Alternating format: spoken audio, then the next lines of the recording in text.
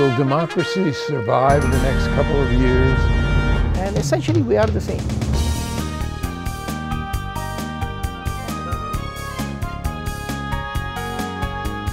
And there are so many needs that Minnesota has. What people are saying they need right now. Access to democracy is made possible by donations from the following organizations. Thomson Reuters, a global company with expertise and insight to unravel complex situations in the areas of law, tax, compliance, government, and media. Their worldwide network of journalists and editors keep customers up to speed on relevant global events. Thomson Reuters, the answer company. Crutchfield Dermatology, a full-service treatment center in Medi-Spa in Eagan. Their goal is to help you look good and feel great with beautiful skin. With service built around courtesy, dignity, and respect, Mayo-trained Dr. Charles Crutchfield personally treats each patient and is acknowledged as one of the nation's best physicians. Firefly Credit Union, with locations throughout the Twin Cities, has proudly served Minnesotans since 1925. Firefly guides its members forward by delivering customized financial solutions to improve their lives in all aspects of banking. Firefly Credit Union, they light the way with life illuminated. EDINA Eye, Physicians and Surgeons, a division of Twin Cities Eye Consultants, has proudly served the Twin Cities for more than 55 years. Now in 7 convenient locations. Using the most advanced technology combined with human touch, EDINA Eye offers comprehensive services for dedicated specialists committed to excellence with innovative procedures and expertise for the most advanced eye care. Welcome to Access to Democracy. We return by Zoom here on October 9th, actually, and we have with us as a guest today, Doron Jensen of Jensen's Food and Cocktails in Eagan, which has been a landmark in Eagan for 24 years now, actually since August 29th of 1996, if I'm not mistaken. And a date that's significant to both of us. Anyway, welcome. How are you doing? I'm healthy. Doing fine, enjoying the beautiful weather we're having currently. Now, we have just gone through the weirdest period, certainly for you, in the time that you've had this restaurant open. Is the one in Burnsville still going? Yes, we're still operating, full capacity. I mean, all our full hours of operation. We had limited hours for a little bit. We had some, I mean, if you want to walk through the progressions, we can talk about that. Go for it. Yeah, well, it was basically about the 16th of March, right? The day before St. Paddy's Day, which was terrible for to lose that day for all those Irish restaurants and stuff was just kind of a foretaste of things to come. That you were just going to get shut down. But, we were shut down. I kind of had been hearing the news about this coming, and I heard about everything being closed in China. And I thought, gosh, could that happen here? Just something unthinkable. As an operator, there's all these things that can happen to you. I mean, maybe God forbid you make somebody sick or a tornado hits you or something like that. But just not being able to be open just for the sake that you can't have people gather was just a bizarre situation. One I guess I never thought about. And here we were shut down. And then the governor gave us the opportunity because we serve food, that we could do it takeout only as a service that is needed, just like grocery stores. We were lumped in with them, so at least we could continue to cook food. And we made a decision early on that we would do that. We were closed for about 3 days. I think we got closed on a Monday and we opened on Thursday or Friday of that week, both restaurants. And just made the decision that, we've got all this food in the house. We've got a core group of really my management team and maybe a couple employees, depending on how business would be, we decided to keep cooking. And, I think that was really important thing that we did. I think it was an excellent decision. And I know that go ahead. No, I said we were there probably on that first Sunday that you opened up. And what amazed me and has amazed me since, although Sharon and I have actually been in the restaurant once or twice since you have the limited seating and spacing out of everything. But initially, we picked up the package of our order and everything was in there. You're famous for your popovers. The popovers were there. You're famous for your salad with the special salad dressing. That was in there. With all the portions of the salad that we could add in at home, you had in small containers. And then we had our main course, and it was really eating at home as though we were eating in Jensen's. Yes. And they're just, it kept us in touch with, our good customers, like you and Sharon.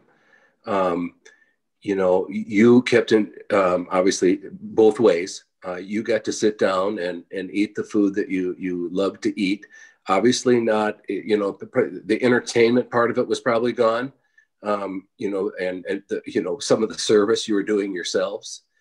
But, to be in communication with our guests, to say hello to you, whether it be once a week or once a month or every third day, it was just in both places. It just, I think it was just a thing that was, I just was very happy we did it.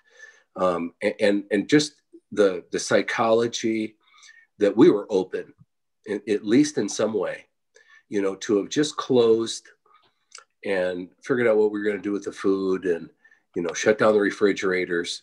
It just wouldn't, it would have been a mistake. It wasn't about making money. This wasn't going to make us money. There was some money involved. I mean, we could do some sales. It was about 15% at both places. I was going to ask about that because 15% of the sales, and but it was just so much more about service. My grandpa used to say, give them service, the money will come. It was kind of that way. It was more about continue to be engaged in the process. Money is going to come down the line here. And that was, of course, at that time it was very questionable about what our future held that way. Well, initially, when we went there, it was strictly takeout. And we would pull up in the parking lot, call into the restaurant, having already ordered and charged our meal, and they would bring it out. Some of the regular employees would bring it out to us. Then ultimately we got the state's permission to open up on a limited basis, and we were actually able to go in there. We have a favorite table that we share with another couple frequently, and we were actually able to sit there, but some of the other tables around us were marked closed because of the spacing that was required. So we had it both ways, and it continues both ways. But where I think probably 20% or better of restaurants have folded, you have managed to stay open and, stay alive in this very difficult time. Yeah, I mean, we've gotten a lot of help. Help came in the form of some federal loans that both restaurants got that under very favorable terms that really helped. We were in a pretty good position when we got closed. That's maybe a little more unique. Restaurants typically run tight on cash. You're paying yesterday's bills with today's cash kind of thing. And, we were in pretty good shape. So at least, because it took it took 45 days, 60 days before the help came in the form of money. Getting on the websites. I mean, that was something, you know, I got on and applied for the loans, and it was a lot of uploading, and then you wouldn't hear anything. And of course, nobody could find out what was going on. You'd call and you'd be on a, 13-hour wait or something. So I just kind of hoped and prayed that somehow that thing was magically going to come through at some point. And apparently it did. And the loans came through, and then the PPP, which I think people have heard a lot about, those came through. However, that was the largest amount of money, and those were made to be forgivable.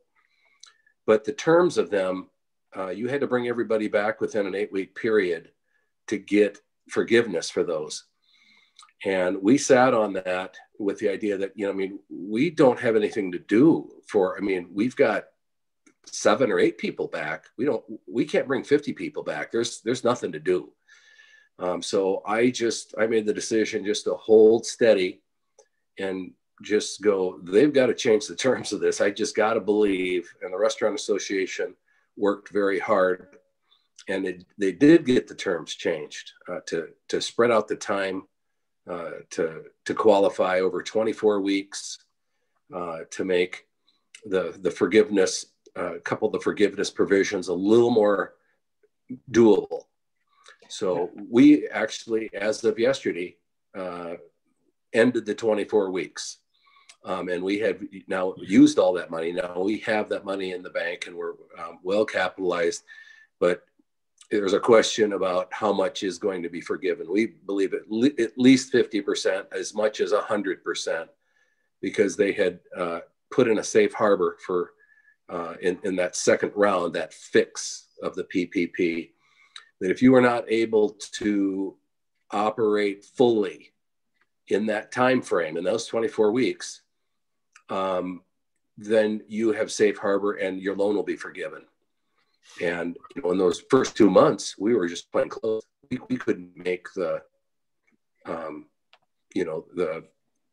have all that payroll back. So we're hoping that your situation is somewhat unique in terms of personnel, because while a lot of the smaller and fast food restaurants have personnel that comes and goes and doesn't hang around, you have people who have worked at Jensen's really their entire career as wait staff or cooks or things like that. And it's a different situation, because it's much more like a family after a while. You get to know people, you get to know the operators, you get to know the front office people. And of course, those are people you want to take care of, because without income, it had to be devastating to them. Yeah. Well, the unemployment benefits that came available really, really helped our staff during that period of time. And the timing really worked, that basically when that, like the $600 a week additional amount with your unemployment, when that ran out, it was very close to the point when we were getting about 90% back. You're right about it being a family. We serve the family a couple times a week, once a week at least, meals, so that we could help feed their families and have them be available for our food as well.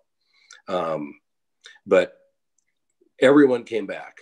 No one, when the time came, we had actually one employee who just chose not to return to work. And I thought that was a real testament that I had heard different places that, hey, you can't get their people to come back. They want to stay unemployed, whatever. And unemployed with the idea that you're receiving money. But, now you can come back and earn that money. And everybody did. Everybody came back. And they wanted to be there. So we saw so many of the regulars that way. Now, unfortunately, this pandemic, which was handled so poorly on a national basis, is still continuing. And the result is that the restrictions on space are still continuing. So that in your case, and you won't be able to see it on screen, but we're going to bring it up because I took pictures of it the other day.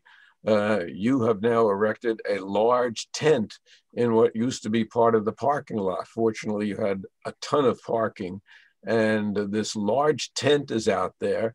And when I was there the other day taking pictures, there was an electrician who was installing heat so that this thing will be available. And when I say this thing, this large white tent with tables and everything else will be available for people even in the cold months. Tell us how you went about that. Well, we got a tent, and we used it earlier, and then we went back. It's expensive, so but we rented it, and the idea being that we're just going to try to get as far into the early or late fall as possible by putting some heat in there. There's a good amount, there's a 20% group of people who are dining with us that are exclusively eating outside. And if they don't change their mind about coming inside, there's no question our sales will drop off as we lose that. So we're trying to hang on with, we've got about 8 tables in the tent. It's going to be heated. And we hope that people will give that a whirl till about November 1st. And then I think we're going to fold up the tent and just live on the inside. Well, maybe even a little bit later than November 1st. I don't know if you'll get to, I don't know if you'll get to Thanksgiving that way, but that would be an optimum. And that depends a lot on the weather. But it is socially distant, and you do have the tables there. And of course you have your patio, which people are using regularly, as I have been by, and as we have been stopping in there.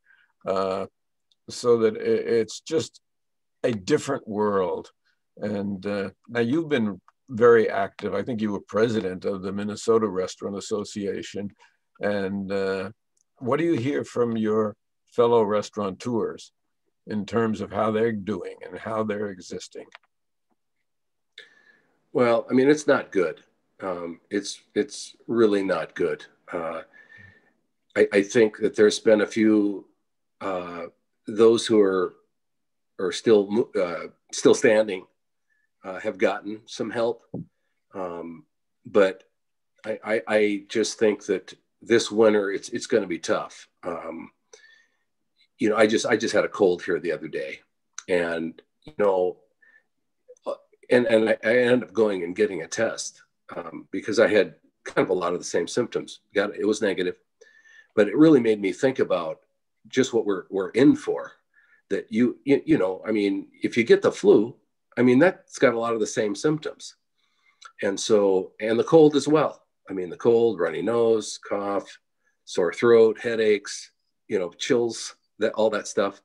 How it's just going to be difficult, I think, for people to be confident and comfortable when, you know, we normally kind of get these symptoms each winter, and maybe not everybody, and depending on how healthy you can be and whatnot. But I think sales will fall off, and it's going to be a tough winter. I believe. I'm hoping that we can make it through to. I really think all our restrictions are going to stay in place into the next summer. You know, possibly we'll be back with this. You know, with the patio still being a critical part of restaurants. But maybe my hope is, and I kind of hear that reflected in what some of the experts are saying, that maybe by this time next year that we're closer. We still may be wearing masks, but maybe the social distancing will start to loosen, that sort of thing. But well, restaurants are in tough shape. There are 5 organizations that have gotten billions of dollars from the government to work on vaccines. At least 3 of them are in stage 3 trials now. So forgetting about what the president says, which you have to do because it's unreliable, but looking to what the scientists say and what these companies say, it looks like there may be a workable vaccine. And then the question is going to be, how fast can they get it out to how many people and who's online first? Well, it should be the healthcare workers, obviously, have to be the first online. And after that, all of us will line up, whether it's people in industry or whether it's geriatrics like myself or whoever it is that are going to want those shots of the vaccines. And notwithstanding the fact that a lot of people say that they're not going to take the vaccine, that would be a very foolish move on the part of people if the vaccine is approved and if the scientists tell us that it's good and it works. Obviously, we'll do it. And maybe you'll end up giving vaccine doses to people as they come into the restaurant. But that would be different instead of going to your pharmacy. And I don't know about checking temperatures, if you're doing that as people come in or not. I don't recall. We have not done it. We consider all the employees are temped every day when they come into work. So that's done.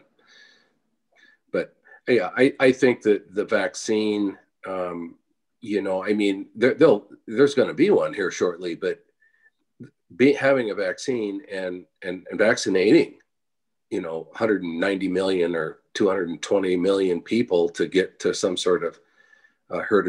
I've heard that you need to vaccinate at least 70%. Well, that's a lot of people, and that's going to take time. So, I mean, I stand by what I think is going to be the time frame. You know, I maybe by next summer, you know, it starts getting better. But, you know, in the summer, like in the restaurant business at least, you know, with all the outdoor seating, that can, you know, we can kind of patch it together, and hoping that then maybe by fall is when we're really ramped up and widely used. The vaccine has been widely used, and we're turning the corner. And what so do you got to be in business? You got to be realistic. In politics, you wanna show the best, put your best foot forward, but that isn't how you can be successful in business. You can't live with fanciful dreams. You have to look at what is almost your worst case scenario, and how then you manage to get through that. What do you foresee for New Year's Eve? Well, I mean, I think, I mean, there's so many people who do want to go out.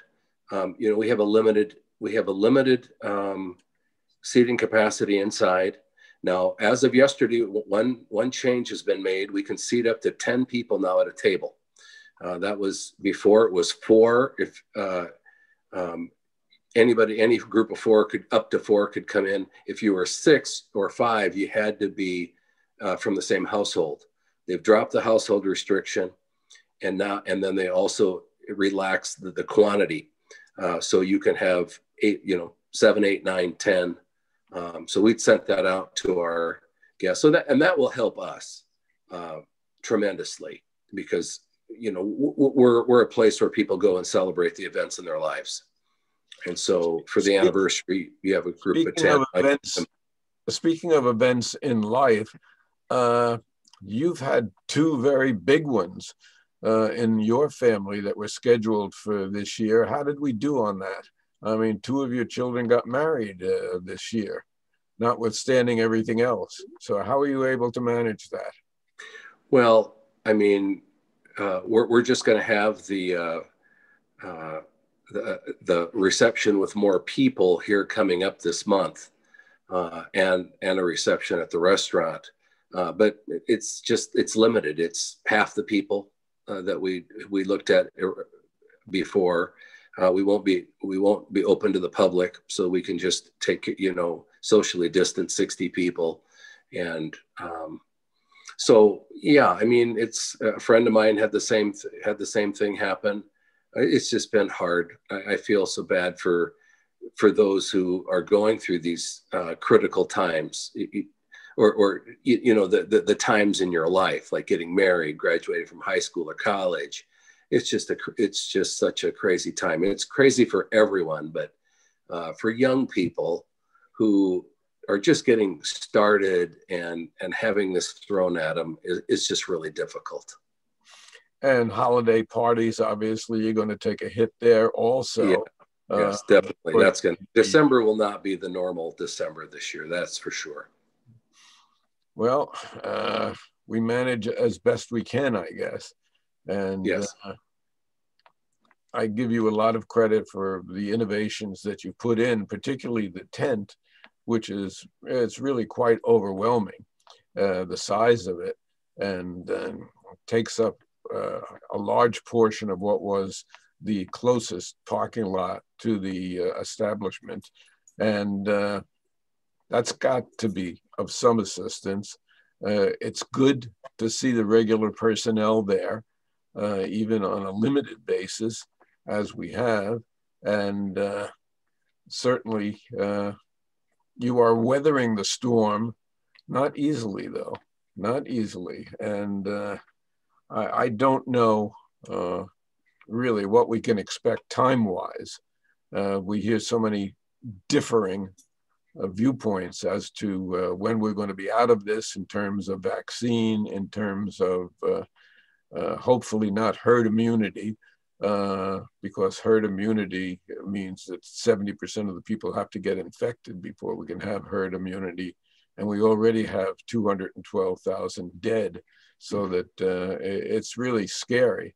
And, you know, to have that over your head, as you mentioned, for instance, running nose or a sore throat, or you know, if you have allergies this time of year, which I have, and you don't know when you get these symptoms, is it this or is it that? And so we weather it and we trudge onward.